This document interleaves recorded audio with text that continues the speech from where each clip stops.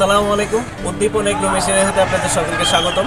আশা করি ভালো আছেন। ভিউয়ার্স, আজকে আমার হাতে যে প্রোডাক্টটি দেখতে পাচ্ছেন এটি হলো এন্টি কিকলক। এই এন্টি কিকলকের কাজ কি? অনেক গাভী রয়েছে দুষ্টামি করে লাথি দেয়, এই জন্য সহজে গাভী থেকে দুধ দোহানো যায় না। তো গাভী থেকে দুধ না দোহালে আসলে যেটা হয়, গাভীর অনেক ক্ষতি হয়ে থাকে, ওলানের প্রবলেম হয়। তো এই প্রোডাক্টটি যদি লাগান আর কখনো গাভী লাথি দিতে পারবে না। এটা হলো তুরস্কের এন্টি কিকলক। এছাড়া তুরস্কের দুধ দোহানো মেশিনও আমাদের কাছে রয়েছে। এছাড়া ক্রিম সেপারেটর মেশিন রয়েছে, দুধ থেকে ক্রিম আলাদা করার মেশিন। এটি হলো ইন্ডিয়ান পরশ কোম্পানির ক্রিম সেপারেটর মেশিন।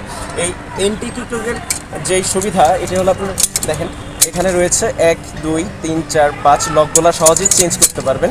আপনাদের গাভী যদি ছোট হয় বা বড় হয়, যে কোনো সাইজের গাভীতেই লাগাতে পারবেন। আমরা সারা বাংলাদেশে কুরিয়ারে করে পাঠিয়ে থাকি। এছাড়া আমরা আমাদের অফিস থেকে সরাসরি নিতে পারবেন। ঢাকার মধ্যে হোম ডেলিভারি দেওয়ার ব্যবস্থা রয়েছে। আমাদের স্ক্রিনে দেওয়া নাম্বারে যোগাযোগ করলে এন্টি কিকলকটা সহজেই পেতে পারেন। ভিউয়ার্স, আমাদের চ্যানেলটি সাবস্ক্রাইব করে ফেলুন, পাশে থাকা বেল আইকন প্রেস করুন। আর অনেকেই ডুপ্লিকেট প্রোডাক্ট বিক্রি করে থাকে অনলাইনে, তো প্রতারক হতে সাবধান। আর আমাদের যে তুরস্কের এন্টি কিকলকটা রয়েছে, এটা পেতে হলে আমাদের স্ক্রিনে দেওয়া নাম্বারে যোগাযোগ করুন। এখন দেখতে থাকুন ঠিক কীভাবে গাভীতে এই এন্টি কিকলকটা লাগাইতে হয় আর কীভাবে সহজে গাভী থেকে দুধ দোহাতে পারে। আমাদের পাশেই থাকুন, ভালো থাকুন, সুস্থ থাকুন। আসসালামু আলাইকুম। কোন জায়গায় এটা? সোনাপুর স্বর্ণকার বাড়ি। সোনাপুর স্বর্ণকারের বাড়িতে একটি দুধ দোহানো মেশিন এসেছে। তো আপনারা দেখতে পাচ্ছেন, এটা হলো তুরস্কের দুধ দোহানো মেশিন।